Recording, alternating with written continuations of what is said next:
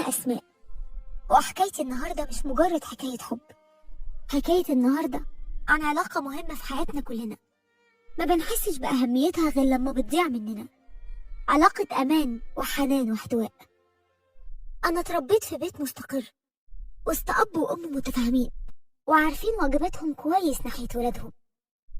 بابا دايما كان بيديني حرية الاختيار، عمره ما فرض عليا أي حاجة طالما مفيش من اختياراتي أي ضرر ليا.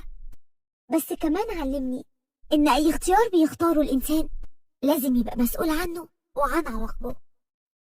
كبرت وأنا فاهمة ده كويس لحد ما دخلت الجامعة.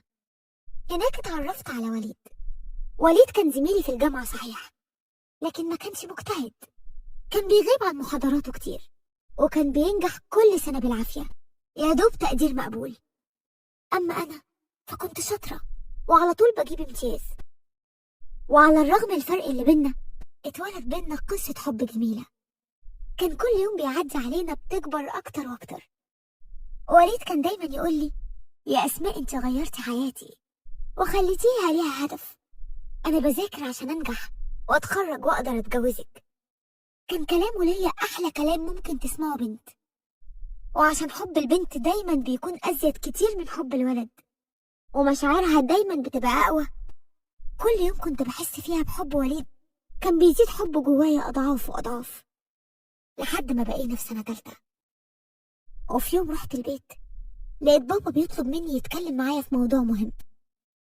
اتفاجئت إنه بيقولي إن في شاب محترم اسمه إياد طالب يتقدم لي وهو شايف إنه مناسب جدا. ساعتها قلت له: لا يا بابا، أنا مش مستعدة دلوقتي للخطوبة والجواز، لما أخلص كليتي الأول. لكن بابا اتضايق وقال لي: انت ما بقيتيش صغيرة يا أسماء، وأنا ما بقولكيش اتجوزي دلوقتي، ممكن تعرفيه ولو كويس اتخطبي لحد ما تتخرجي بعد سنة.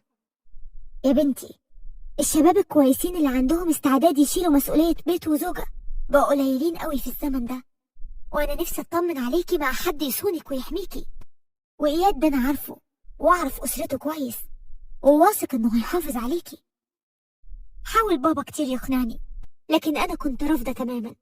والأول مرة ما أقدرش أقول سبب رفضي الحقيقي ولا أعرفه بمشاعري الوليد، لأني ما عنديش حاجة قوية أقف بيها قصاده.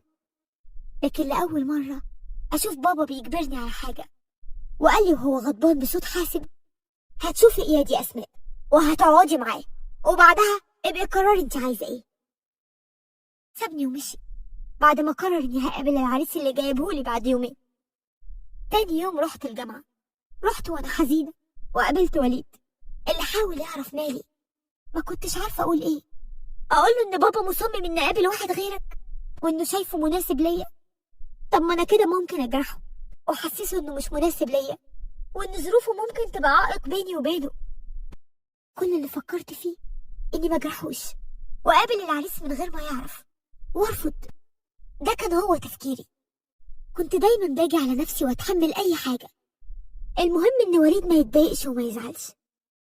وفعلا قابلت اياد اللي بابا كان جايبه، وزي ما بابا قال شاب ممتاز اي واحدة تتمناه، ادب واخلاق ورقي في التعامل، لدرجة انه ما رفعش عينه طول ما كان قاعد قدامي، كأني جوهرة غالية خايف يخدشها.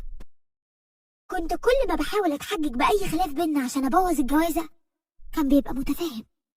قلت له اني مصممة اشتغل، ما عرضنيش. قلت له ان احتمال يجيلي منحة سفر واسافر اتعلم بره، برضه ما عرضش، وقال لي: ده مستقبلك وانا كمان ممكن اسافر معاكي واشتغل بره. للحظة فكرت وانا معاه اني لما كنتش بحب وليد واياد اتقدم لي في ظروف تانية كنت اكيد هوافق عليه، كنت هوافق وانا راضية ومبسوطة. لكن كانت صورة وليد قدامي طول ما انا بتكلم معاه، ولو قلبي اللحظة حس بإعجاب بيه كانت بتيجي في دماغي على طول فكرة اني خاينة الحب وليد. بعد ما خلصت كلام معاه ومشي، بابا طلب رأيي. قلت له انا مش موافقة، ولما سألني على السبب ما عرفتش اقول له ليه. فعلا ما كانش عندي اي سبب اقوله، وده اللي خلى بابا يقول لي: لكن انا موافق، وطالما ما عندكيش سبب مقنع ترفضيه عشانه يبقى انا هوافق وهتفق معاه على الخطوبة كمان. اتصدمت من كلامه وقلت له: انت يا بابا، انت اللي بتقول كده؟ ده انت اللي ربيتني على الحرية واني لازم اختار كل حاجة بنفسي. قال لي الكلام ده كان زمان لما كنت بتعرفي تختاري وبتحكمي عقلك، لكن دلوقتي انت مغيبة ومش عارفة مصلحتك فين، وانا لازم اقوم بدوري كأب. ورغم كل توسلات البابا وعياطي المستمر، لكن لأول مرة يحكم رأيه ويتفق مع اياد على ميعاد الخطوبة غصب عني. رحت الجامعة وانا هموم الدنيا كلها جوايا، مش عارفة اعمل ايه واقول لوليد ايه. اقول له اني هتخطب لغيره؟ اقول له ان بابا غصب عليا وهيخطب لي غصب عني؟ طب وهو هيصدق كلامي ولا هيفتكرني خنت حبه ووعدي ليه ان افضل جنبه لحد ما نتجوز؟ كان كل اللي هممني ساعتها الوجع اللي هسببه الوليد. ما كنتش متخيلة ان دي هتبقى نهاية القصة الجميلة اللي بينا، واني ممكن اكون لحد غيره. وقابلت وليد وحكيت له على كل اللي حصل، وعكس توقعاتي تماما كان قاعد ساكت وهادي وما اداش اي رد فعل، رغم اني كنت بحكي وانا منهارة وبعيط. وبعد ما خلصت قلت له انت ساكت ليه؟ اتكلم، قول اي حاجة، زعقلي، اعمل اي حاجة، بس ما تسكتش كده، سكوتك اصعب عقاب ليا. قال لي عايزاني اعمل ايه؟ قلت له تعالى معايا ونواجه بابا سوا واقول له اني بحبك واني هستناك ان شاء الله العمر كله. وهو اكيد لما يلاقي تمسكنا ببعض مش هيرفض، بس ما تسيبنيش لوحدي في الموقف ده. قال لي وتفتكري هو ده الحل من وجهة نظرك وانتي بتقولي باباكي حدد ميعاد خطوبتك خلاص؟ قلت له يعني ايه يا وليد؟ ساعتها وقف مكانه وقال لي بكل سخرية يعني مبروك يا اسماء، برافو عليكي، عرفتي تختاري صح. وسابني ومشي بعد ما ضربني بكلامه في قلبي. كلامه ليا كان اتهام صريح بالخيانة واني فضلت مصلحتي على حبنا. هو ما حاولش يراعي موقفي ولا يلاقي لي عذر ولا مبرر، ما حاولش حتى يتمسك بيا ويحسسني انه ممكن يحارب عشاني. حسيت ساعتها اني مجروحة قوي، مجروحة منه، وقررت ارد جرحي واهانتي ليه واكمل خطوبتي على اياد. اتخطبت انا واياد، ويوم الخطوبة كان الكل حواليا فرحان، حتى انا كنت راسمة فرحة على وشي، بس كنت بخبي وراها وجع كبير قوي. كنت قاعدة جنب اياد لكن مش شايفة، كأني معاهم بجسمي، لكن روحي في حتة تانية معاه هو، مع اللي ملك قلبي وعقلي، مع وليد. ولما لبست دبلة اياد حسيتها تقيلة قوي، كأني صباعي مش مستحملها، لكن قصاد فرحة اللي حواليا وكلام وليد اللي كان بيرن في ودني أقنعت نفسي إن هو ده القرار الصح اللي كان لازم أخده من زمان. وخلصت الخطوبة وبقت خطيبة إياد رسمي، وبصراحة كان بيتعامل معايا أحسن من أي حد شفته في حياتي. كان أسلوبه معايا بيحسسني دايما إني ملكة، وإنه مستني اليوم اللي هيتوجني على عرش مملكته. عمره ما فكر يتجوز معايا لا بالكلام ولا حتى بالنظرة. أنا فاكرة مرة كنت قاعدة معاه في بيتنا لأنه كان رافض نخرج لوحدنا قبل كتب الكتاب، وقلت له هو أنت بتحبني يا إياد؟ قال لي أكيد، مش هتجوزك، عمري ما كنت هتجوزك ومفيش بينا أي قبول وارتياح. قلت له يعني بتحبني ولا لأ؟ ملامح الخجل اترسمت على وشه وقال لي الكلمة دي كبيرة أوي يا أسماء، وأنا مش هسمح لنفسي أقولها لك غير لما تبقي في بيتي حلالي. افتكرت ساعتها وليد اللي كان كل ما يشوفني يقول لي بحبك، وكلامه المعسول ليا، وبالرغم ان اياد عمره ما قال لي كلمة بحبك، بس كنت بحسها في تصرفاته، كانت كل تصرفاته بتقول الكلمة دي. اما عن وليد فكنت بتجنب اتقابل معاه او عيني تيجي في عينه خالص. كنت بروح المحاضرات احضرها واروح على طول من غير ما ادي لنفسي ولا اي فرصة للعتاب او حتى الكلام. وفي مرة كنت خارجة من الكلية ولقيت اياد واقف مستنيني قدام باب الكلية، وفي نفس الوقت كان وليد واقف بعيد وشايفني. رحت لحد اياد اللي مبتسم لي قوي وقلت له اياد ايه اللي جابك هنا؟ قال لي انا جيت عشان اخدك ونروح نتفرج على شقتنا. قلت له دي اول مرة تجيلي الكلية وكمان اول مرة تطلب نخرج لوحدنا. قال لي ومين قالك ان احنا لوحدنا؟ مامتك معايا في العربية، انا عمري ما هسمح ان امسك باي سوء يا اسماء ولا اسيب حد يجيب سيرتك. قلت له حد يجيب سيرتي ازاي؟ ده انت خطيبي. قال لي ايوه انا خطيبك لكن مش جوزك، ومهما كان أنا لسه غريب عنك. بصيت له بإعجاب، قد إيه هو إنسان بيقدر الست اللي معاه. وركبت معاه العربية، وعيني على وليد اللي كان واقف متضايق جدا، وكأنه عايز يولع الدنيا من حواليه، وكأنه ما كانش متخيل إني أبقى مع حد غيره حتى لو للحظة واحدة. معرفش ليه ساعتها حسيت بلحظة انتصار جوايا، إني رديت كرامتي وجرحه ليا. بعد يومين وأنا خارجة من الكلية لقيت وليد بيوقفني وبيقول لي: أسماء، هتفضلي كده لحد إمتى؟ قلت له: مش فاهمة، قصدك إيه؟ قال لي: هتفضلي تهربي مني لحد إمتى؟ قلت له: أنا ههرب منك ليه؟ إيه اللي بينا عشان أهرب منك؟ أنا بس بحترم خطيبي في غيابه، وهو أكيد مش هيبقى راضي إني أتكلم معاك ولا مع غيرك. قال لي: شكلك فرحانة بكلمة خطيبي وبالدبلة اللي منورة صباعك. طبعا ليكي حق، ما أنا ما كنتش هقدر أجيب لك لا شبكة ولا دبلة زيها. ليكي حق تقولي عنه أكتر من كده.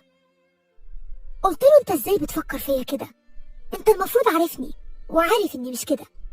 مش أنا اللي بعتك يا وليد، أنت اللي اتخليت عني. أنا جيت لك وطلبت منك تيجي معايا لبابا وتطلبني منه، لكن أنت رفضت وسبتني ومشيت. قال لي: كنت عايزاني أجي معاكي أقول له إيه؟ أقول له خلي بنتك ترفض واحد جاهز عشان هتتجوز طالب ولسه هتستناه لحد ما يتخرج ويكون نفسه؟ أنت عارفة ساعتها كان رد فعل باباكي ممكن يكون إزاي؟ قلت له: كنت هقف جنبك وهساعدك وهقويك بموقفي. قال لي: الكلام ده في الأفلام بس يا أسماء، باباكي ساعتها كان ممكن يقعدك من الجامعة، ومش بعيد كان من العند يجوزك في ساعتها. أنا ما اتخليتش عنك، أنا ضحيت بحب ليكي عشان كنت خايف عليكي، وفي نفس الوقت ما كنتش عايزك تتعذبي معايا وانتي بتسيبيني. ما كنتش فاكر إن الموضوع هيبقى صعب عليا قوي، ما كنتش متخيل إني هتعذب في بعدك بالشكل ده. أنا من ساعة ما بعدتي عني وأنا ما بنامش الليل، مش متخيل إن ممكن تكوني لحد غيري، مش متخيل إنك معاه بتهزري وبتتكلمي زي ما كنتي بتهزري وبتتكلمي معايا. أنا كل ما كنت بتخيلك كنت معاه كنت بموت من جوايا. قلت له عيني فيها دموع: يعني أنت يا وليد لسه بتحبني؟ قال لي: لسه بحبك. هو أنا من إمتى بطلت أحبك؟ أنا عندي استعداد أحارب الدنيا كلها عشانك، عشان بس ترجعي لي. ما كنتش متخيلة إني بسمع الكلام ده من وليد. عمري ما شفته متحمس لعلاقتنا ولا متمسك بيا بالشكل ده. كلامه ليا حسسني إني بحبه أكتر من الأول كمان، وإني عندي استعداد أسيب العالم كله عشانه. روحت وكلامه ليا في ودني، كنت تايهة مش عارفة أنا فرحانة ولا زعلانة. فرحانة عشان وليد لسه بيحبني ولسه متمسك بيا، ولا زعلانة لأني دلوقتي ما بقاش من حق أفكر في وليد؟ مش عارفة أعمل إيه وإيه القرار الصح. وليد قال لي إن ممكن يحارب العالم كله عشان أبقى معاه. هل قصاد تمسكه بيا لازم أنا كمان أحارب الدنيا كلها؟ أحارب أي ظروف تبعدني عنه؟ ولا أكمل في طريقي وأتجوز إياد وأنسى حبي لوليد؟ فضلت طول الليل محتارة مش عارفة أعمل إيه.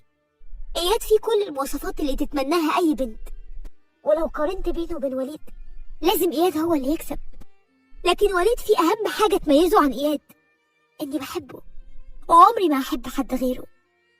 ما حسيتش بنفسي غير والشمس بتدخل أوضتي وأنا ما نمتش طول الليل. وساعتها أخدت قرار وقمت لبست ونزلت. نزلت كلمت إياد وطلبت منه نتقابل، طلبت منه نتقابل ضروري. وأول ما اتقابلنا كنت مترددة وخايفة ومش عارفة أقول له إيه، لكن بعد صمت طويل قلت له: إياد، أنا آسفة، إحنا مش هينفع نكمل مع بعض. بصلي وقال لي: ليه يا أسماء؟ أنا عملت حاجة ضايقتك؟ في حاجة صدرت مني؟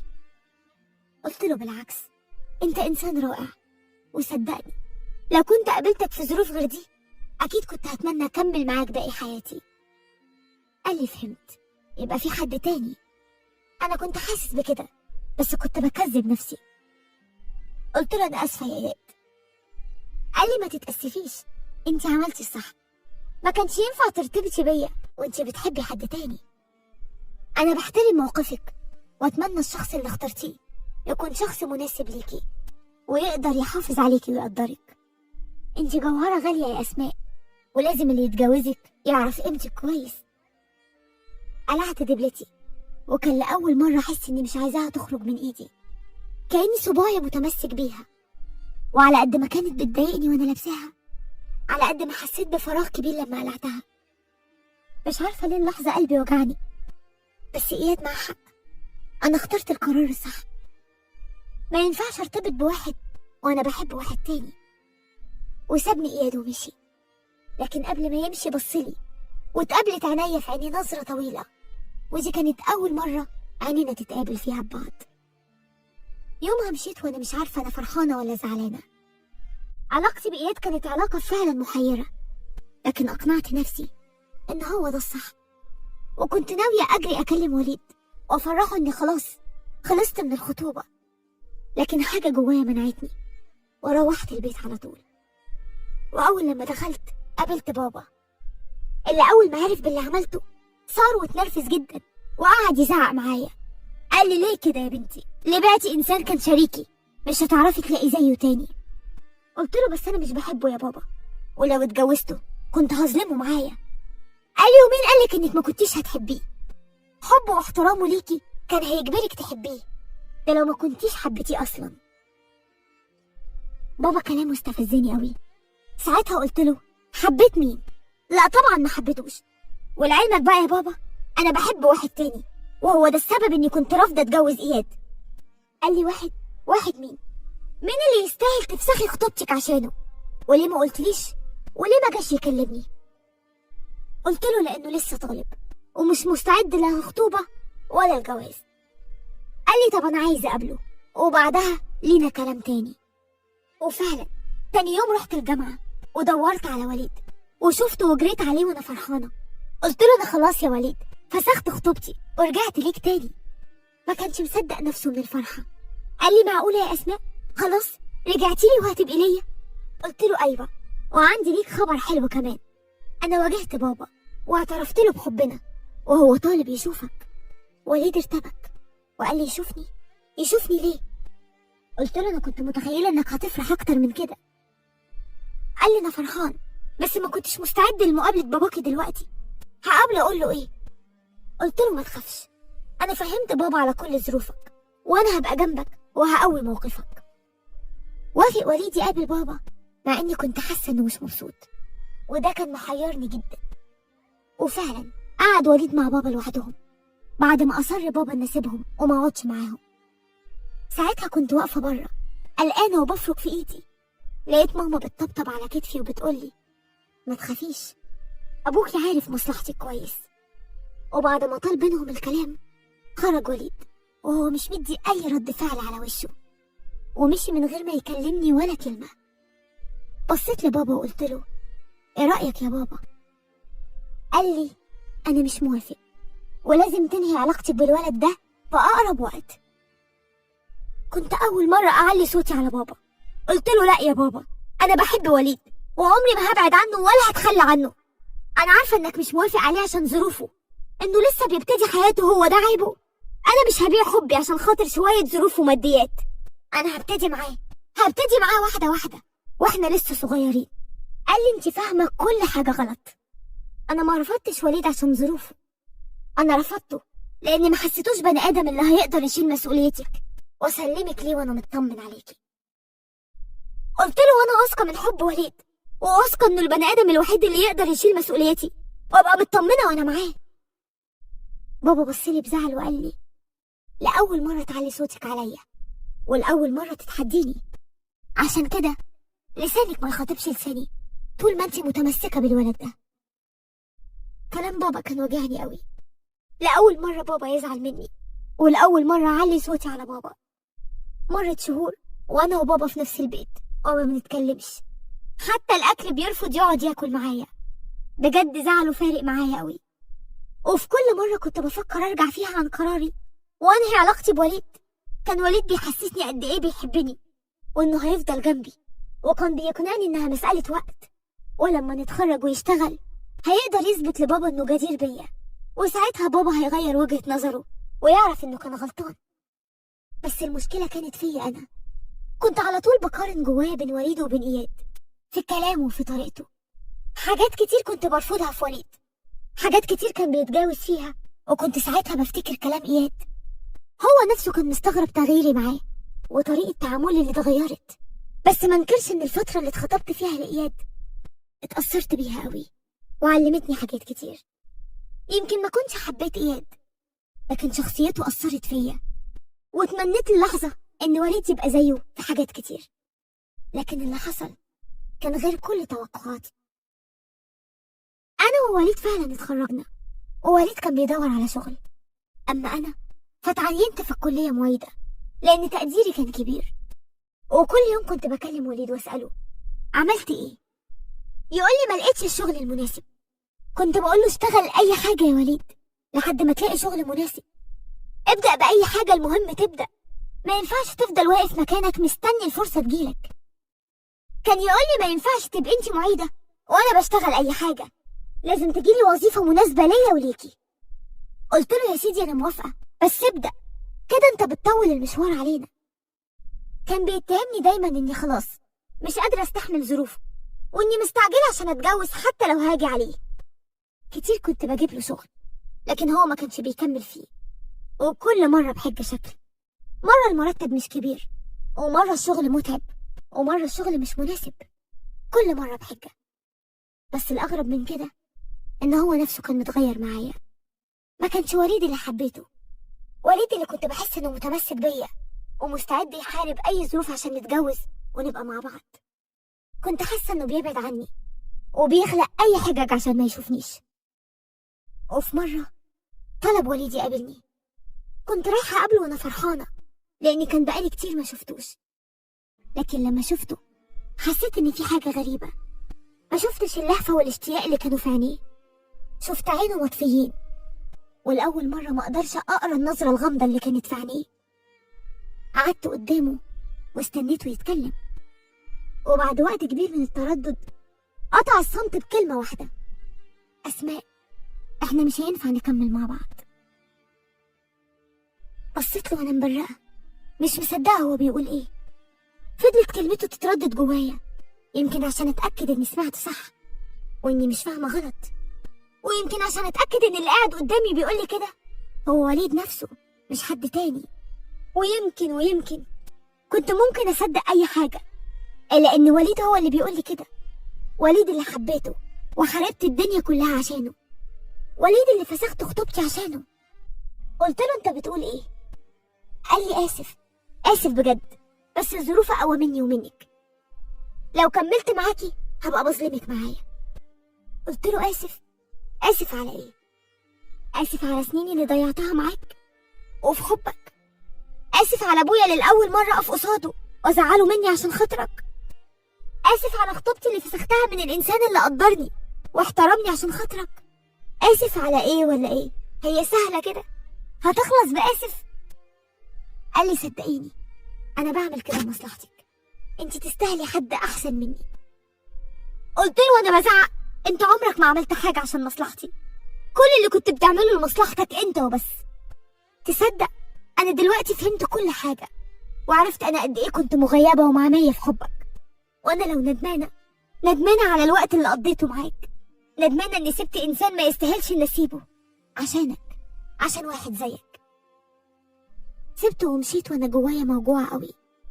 حاولت أكتم دموعي وأنا بفتكر كل كلامه ليا، بفتكر كلام إياد على إن يستاهل حد يقدرني، وكلام أبويا لما قال لي إنه مش الشخص اللي يستاهل أضحي عشانه. ولما افتكرت كلام بابا قلت يا بابا، أنا وقفت قصادك، عليت صوتي عليك، اتحديتك، كنت فاكرة إني بنصر الحق وأنت اللي كان معاك كل الحق. لقيت رجلي بتجرجرني بالعافية لبيتنا، وأول لما دخلت رحت ناحية أوضة بابا اللي ما دخلتهاش من شهور لأنه مخاصمني ولسانه مش بيخاطبني أبدا. مسكت أكرة الباب وأنا مترددة، عايزة أفتح الباب وخايفة من بابا يصدني، مش عارفة أقول له إيه. أقول له إنك كنت صح، كان معاك حق، وإني كنت غلطانة. لكن في لحظة خدت القرار وخبطت وفتحت الباب، لقيت بابا قاعد وباصص لي من غير أي كلمة. أنا كمان دخلت قعدت قدامه من غير أي كلام، ما كنتش قادرة أبص في عينيه، ما كنتش عارفة أقول له إيه. كان مستنيني أتكلم، لكن كل الكلام وقف على لساني، ما قدرتش أعمل غير حاجة واحدة بس: اترمي في حضنه واعيط، اعيط بكل ما فيا، اعيط على سنين عمري اللي ضاعوا مع واحد ما يستاهلنيش، اعيط وانا بفتكر زعيقي مع بابا، اعيط وانا بفتكر اني اتحديته ووقفت قصاده، بعيط على كل حاجة. وبالرغم من كل اللي صدر مني، لكن بابا كان صدره واسع قوي، ضمني في حضنه ما بخلش عليا بيه، خلاني اخرج كل اللي جوايا من غير كلمة عتاب واحدة. وبعد ما خلصت عياط في حضن بابا، خرجت من حضنه وبصيت له، لقيته بيبتسم لي وبيقول لي انا كنت عارف انه هيعمل كده، وان هيجي في يوم وتعرفي اني كنت غلطانة. بصيت له باستغراب وقلت له انت عرفت منين يا بابا؟ انت ما قعدتش معاه غير مرة واحدة بس. لقيت بابا بيبتسم لي وبيقول لي انا كنت عارف انه هيعمل كده. انا صحيح ما قعدتش معاه غير مرة واحدة بس قريت حاجات كتير فيه، حاجات خلتني اتأكد ان مش هو ده البني ادم اللي آمن على بنتي وانا مطمن عليها معاه. قلت له حاجات يعني ايه يا بابا؟ قال لي الحب اللي صورتهولي واللي قعدتي تحكي لي عنه كنت منتظر اراه في عينيه.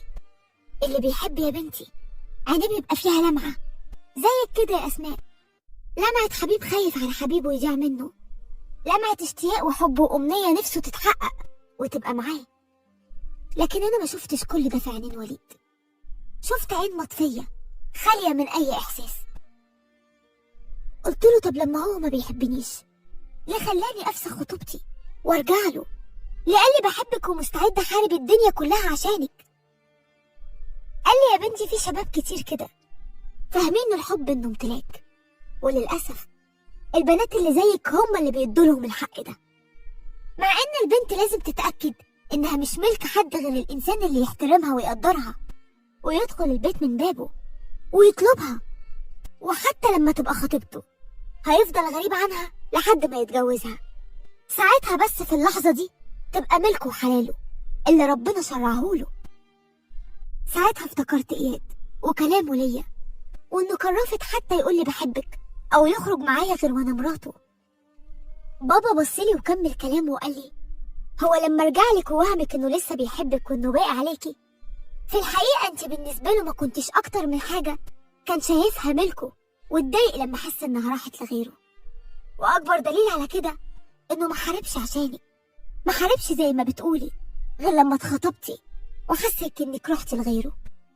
الحاجة التانية، انا ما حسيتش ان الانسان اللي قدامي عنده استعداد انه يضحي او يتعب باي حاجة عشان يوصل لحبيبته. ولما سألته هو بيفكر ازاي لمستقبله، قال لي انه مستني يتخرج وبعدها يدور على شغل عشان يبدأ حياته.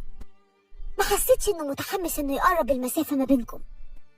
عارفة يا بنتي، انا حبيت والدتك وانا في الجامعة، وساعتها طلبت منها تستحملني شوية، بس بالرغم من حبي ليها كنت رافض اقابلها لوحدنا او اتكلم معاها غير لما يبقى في بينا ارتباط رسمي.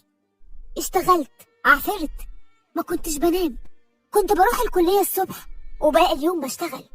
اشتغلت شغلانة واتنين لحد ما قدرت اكون مبلغ ورحت اتقدمت لها. ساعتها باباها رحب بيا وفتح لي بيته، مش لاني معايا فلوس، لانه حس انه متمسك ببنته واني مستعد اعمل اي حاجة عشان اتجوزها. فهمتيني يا اسماء؟ بصيت له وقلت له ايوه يا بابا فهمتك، وعرفت انك معاك حق في كل اللي قلته، وان انا الوحيدة اللي خسرت في الموضوع ده. بابا طبطب عليا وقال لي ما تزعليش يا بنتي، انت يمكن خسرتي بس اكيد ربنا شايل لك الخير قدام.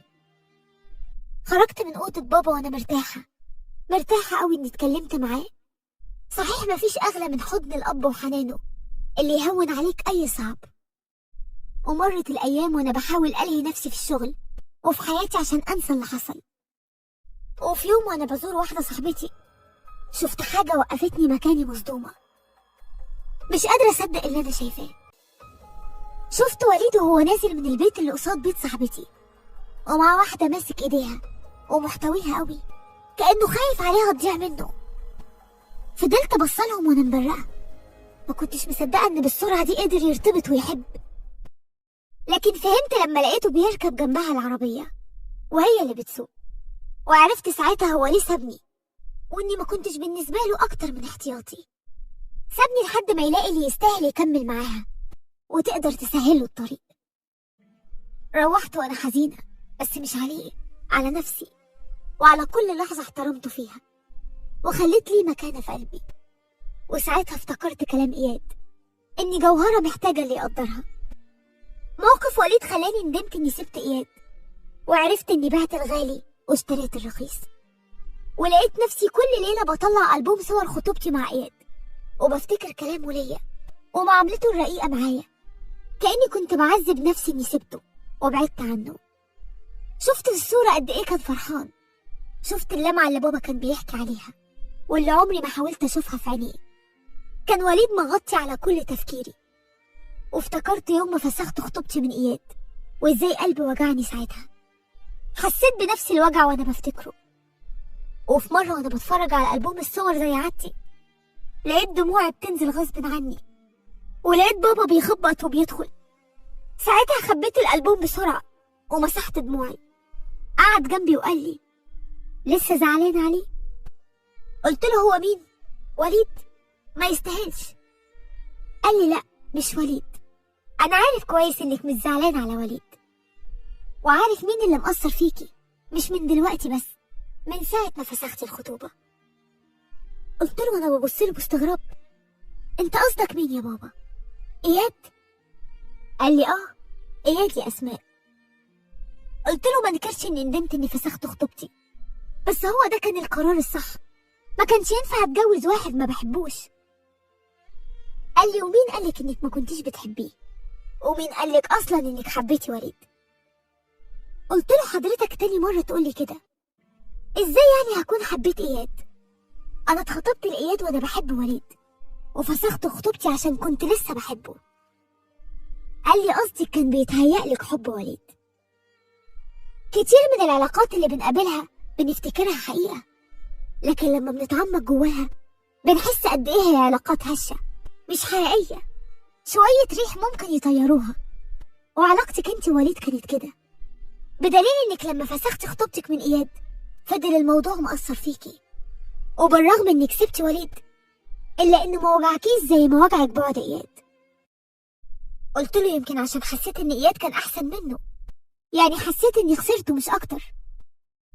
قال لي: ويمكن لأن إياد أثر فيكي أكتر من وليد، وده اللي خلاكي تحتفظي بألبوم صور خطوبتكم لحد دلوقتي وتفضلي تبصي فيه كل يوم حتى من قبل ما موضوع وليد ينتهي. بصيت له باستغراب وقلت له: حضرتك عرفت منين؟ قال لي: أنا أب يا أسماء، ولو أبوكي ما فهمكيش وعارف انتي بتفكري في إيه وحاسة بإيه ما يبقاش أب. فكرت في كلام بابا، فعلا إياد أثر فيا أكتر من وليد. حتى لما كنت لسه مع وليد كنت على طول بقارن بينه وبين إياد، كنت بفتكر كلام إياد وتصرفاته معايا. وبالرغم إن موضوعي أنا ووليد خلص، لكن فضل إياد هو اللي وجعني ومأثر فيا. معقول أكون حبيته وأنا مش حاسة؟ معقول أكون كنت بتوهم بحب وليد طول الفترة دي، وتكون العلاقة الحقيقية في حياتي فعلا كانت علاقتي بإياد؟ بس إيه الفايدة؟ حتى لو اعترفت لنفسي إني كنت بحب إياد ما عادش ينفع. أنا خلاص فسخت خطوبتي منه، هو زمانه ارتبط بغيري، ويمكن يكون اتجوز وخلف كمان، وكل اللي هستفيده إن هزود فوق جرحي جرح كمان. وفي يوم فوجئت ببابا بيدخل عليا أوضتي وبيوريني وظيفة مناسبة ليا في شركة. بصيت له وقلت له: وظيفة إيه يا بابا؟ ما أنا شغالة معيدة في الجامعة ومعايا ماجستير وبحضر الدكتوراه. قال لي: الوظيفة مكتوب فيها إنهم محتاجين تخصصك، وشرطين اللي يتقدم يبقى معاه ماجستير، وإنك هتبقي مستشارة في الشركة، يعني شغلك مش هيبقى على طول ومش هيعطلك عن الجامعة. قلت له: لازمتها إيه؟ قال لي: كل لما تشتغلي أكتر ده هيساعدك تخرجي من اللي انت فيه. قعدت أفكر في كلامه ولقيته صح، خصوصا وإني قررت أسمع كلام بابا في أي حاجة يقولها، وإني اتأكدت إنه دايما بيفكر في مصلحتي. وفعلا رحت عملت انترفيو في الشركة وقابلت المدير وقبلت، ورحت قابلت المديرة اللي رحبت بوجودي واتفقت معايا على كل حاجة. وبالرغم من إنها كان سنها صغير يمكن أصغر مني، لكن حسيت إنها قد المسؤولية وكلامها هيديها أكبر من عمرها. واستغربت هي إزاي قدرت تبقى في المنصب ده وهي في السن ده. لكن بعد ما مضينا العقد طلبت مني تعرفني على شريكها في الشركة ورئيس مجلس الإدارة. ولما رحت كانت المفاجأة، دخلت لقيتها بتعرفني على إياد إن هو صاحب الشركة وشريكها. ما كنتش مصدقة اللي أنا شايفاه. معقولة القدر يجمعني بيه بعد كل الوقت ده؟ معقول يكون لسه لينا نصيب نتجمع من تاني؟ معقولة الصدفة اللي خليته في طريقي ورجعتني لأيام خطوبتنا واللي بعترف إنها أحلى أيام حياتي؟ بصيت له وأنا مش مصدقة، هو كمان بصلي، والغريب إني شفت في عينه نفس اللمعة اللي بابا بيتكلم عنها. لسه ما راحتش لمعة الاشتياق، لكن هو انتبه لنفسه بسرعة ونزل عينه، ولقيت شريكته بتعرفني بيه على إنه صاحب الشركة وشريكها وكمان خطيبها. الكلمة نزلت عليا كأنها صاعقة. حسيت في لحظة إن كل الأمال اللي اتولدت جوايا لما شفت إياد اتهدت في لحظة. معقولة يكون ده العقاب اللي مستنيني؟ وليه لأ؟ أنا سبق وغلطت في حقه وسبته، وأقل عقاب ليا إني أشوفه هو مع واحدة غيري، وفي الوقت اللي بعترف فيه لنفسي إني حبيته هو نفس الوقت اللي بيكون هيبدأ حياته مع واحدة تاني غيري. الظاهر إن قلبي مكتوب عليه يتعذب في كل مرة يحب فيها، حتى الحب الحقيقي لما الاقيه اكتشف انه ضاع مني للابد. اياد رحب بيا وبوجودي في الشركه، وكان بيحاول ما يتكلمش معايا كتير. كان سايب الكلام لخطيبته وشريكته اللي كانت عماله تمدح في مؤهلاتي واني انسب واحده للوظيفه. كنت بشوف نظره الفخر في عينين اياد وهو بيسمع كلامها عني. وبعد ما خلصت كلامها قلت لها انا اسفه، انا مضطره اعتذر عن الوظيفه، انا مش هقدر اكمل. وسبتهم ومشيت وهم مستغربين قوي وبصيلي نظرة ما فهمتهاش. سبتهم وانا بعيط لأول مرة اسمح لدموعي تطلع وسط الناس، وخرجت من الشركة ورحت اوقف تاكسي. لكن قبل ما اشاور لقيت اياد بينده عليا وبيقول لي استني يا اسماء.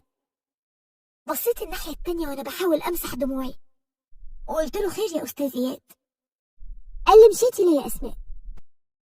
بصيت له لما قال اسمي، ياه كان وحشني اسمع اسمي منه.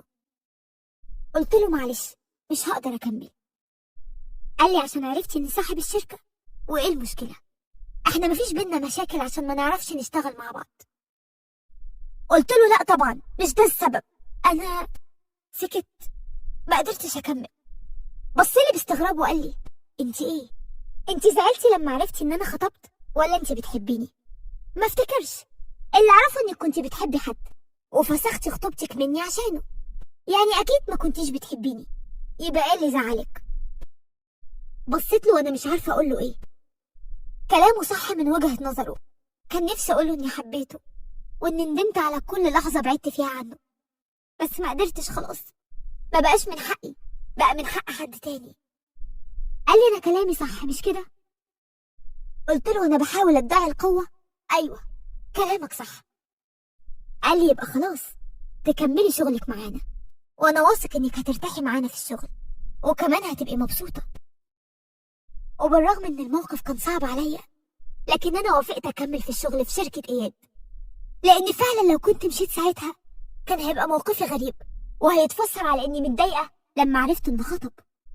وبدات الشغل مع اياد في الشركه بتاعته، ولان ما كانش مطلوب مني ابقى متواجده كتير في الشركه ده كان بيقلل مقابلتي لاياد. لكن المشكله ان حتى في الوقت القليل اللي كنت ببقى موجوده فيه كان دايما يصادف وجود اياد مع خطيبته وتعامله معاها. كنت بشوف كان بيتعامل معاها ازاي. كان تعامله معاها مختلف تماما عن تعامله معايا. كنت بحس انه انسان غريب غير اللي عرفته او اعجبت بيه لما خطبني. اياد اللي كان بيرفض يرفع عينه فيا واحنا مخطوبين ولا حتى يخرج معايا لوحدنا، كان كل ده متلاشي تماما مع خطيبته. بالعكس ده كان بيتعمد في وجودي يهزر معاها ويمسك ايديها وساعات يخرجوا سوا. كنت كتير بقعد اقول لنفسي يا اما انا اللي كنت فاهماه غلط وانه زيه زي كل الرجاله اللي بيداري حقيقته باقناع، يا اما الحياه غيرته وكسرت مبادئه اللي ياما احترمته عليها. كل يوم كان بيعدي عليا وانا شغاله في شركه اياد كان بيزود من الضغط عليا. خلاص ما بقتش قادره استحمل اشوفه معاها، ما بقتش قادره اخبي غيرتي وضيقي اكتر من كده، لدرجه اني بقيت عصبيه جدا وكان باين عليا جدا. والغريبه انه كان بيقابل عصبيتي بهدوء وابتسامه مش بتفارق وشه. وفي يوم كنت في مكتب خطيبته بسلمها تقارير كانت طالباها مني، وبعدها قلت لها إني مش قادرة أوفق بين شغلي في الجامعة وشغلي معاهم، عشان كده قررت أستقيل. لقيتها بتقولي إحنا طبعا هنخسرك لو سبتينا، لكن ممكن تأجلي الخطوة دي لحد بس بعد كتب كتابي وبعدها انت حرة. بصيت لها بصدمة وقلت لها كتب كتابك؟ قالت لي أيوة، أنا وإياد قررنا نكتب الكتاب الخميس الجاي، وانت طبعا أول المعزومين، وبعدها انت حرة في قرارك لو عايزة تسيبي الشركة. حركت دماغي بالموافقة من غير ما أقول لها ولا كلمة، وسبتها خرجت وأنا مصدومة والدموع مالية عيوني، ماشية تايهة زي الغريقة. معقولة خلاص إياد هيتجوز واحدة غيري؟ خلاص كده مفيش أمل؟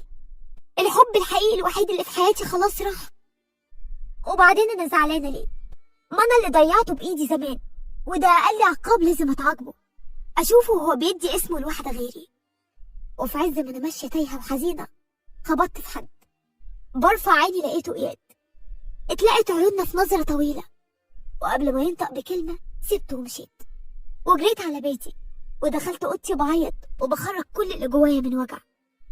دخل عليا بابا وضمني في حضنه وقال لي انا اسف، انا السبب، ما كنتش متخيل ان وجودك معايا في نفس الشركه هيوجعك كده. قلت له انا اللي غلطانه يا بابا، انا اللي ضيعته مني زمان، ودلوقتي بعد ما ندمت عليه كان فات الاوان وراح لغيري، بس غصب عني، انا بحبه وما كنتش متخيل اني بحبه كده غير لما شفته بيضيع مني. قال لي الحل الوحيد انك تسيبي الشغل وتنسيه وترتبطي بغيره. بصيت له بدهشه وقلت له انت اللي بتقول كده يا بابا، ازاي اكرر نفس الغلطه تاني؟ ازاي ارتبط بحد تاني وانا بحب اياد؟ قال لي لما تشوفي العريس اللي جايلك يمكن ساعتها تغيري رايك. قلت له عريس تاني؟ انا خلاص تعبت وما عنديش استعداد ارتبط باي حد. قال لي معلش طوعيني المره دي، لاني اديت كلمه ولو ما وافقتيش عمري ما هجبرك على اي حاجه بعد كده. وفعلا وافقت اقابل العريس اللي بابا جايبه عشان بس ما يرجعش في كلمته. دخلت وانا بص في الارض، ما عنديش فضول حتى اشوفه لاني كنت واخده القرار جوايا اني مش موافقه عليه. وسمعت صوت مألوف ليا بيقول لي ازيك يا عروسه. رفعت عيني لصاحب الصوت واتفاجئت انها خطيبه اياد. بصيت لها وانا مبرقه، انا مش مصدقه، وقلت لها انتي؟ قالت لي اه انا. مستغربه ليه؟ بصراحه انا مش هلاقي احسن منك عروسه لاخويا. قلت لها اخوكي مين؟ لقيتها بتشاور على شخص، واول ما بصيت حطيت ايدي على بقي من الصدمه. مش ممكن، اياد؟ قلت لها ازاي؟ ده اياد خطيبك. قالت لي خطيبي ازاي؟ اياد يبقى ابن عمي واخويا في الرضاعه، يعني ما يجوز ليا اصلا. وعلى فكره انا لسه مكتوب كتابي وخطيبي مسافر وراجع قريب عشان نتجوز. ما كنتش مصدقه نفسي، معقوله الكلام ده؟ بصيت له وقلت له امال ليه قلت لي انها خطيبتك وليه صممت اشتغل عندك؟ انا مش فاهمه حاجه. بصلي بحب وقال لي انا عملت كده عشان اتاكد فعلا انك بتحبيني، وان كل اللي بتحسي بيه مش مجرد اندفاع في مشاعرك او احساس بالندم. قلت له وانت عرفت منين اصلا اني بحبك؟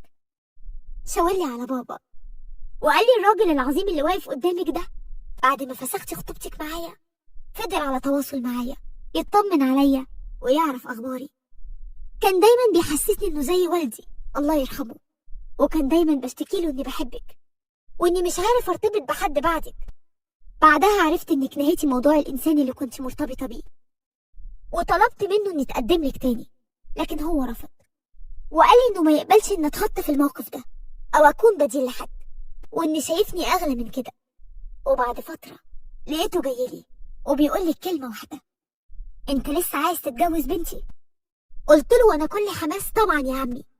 قال لي يا ابني بنتي بتحبك، مش من دلوقتي بس، من قبل كمان ما تفسخ خطوبتك، لكن هي ما كانتش شايفه الحب ده، كانت مغيبه. بس صدقني اسماء عمرها ما حبت غيرك.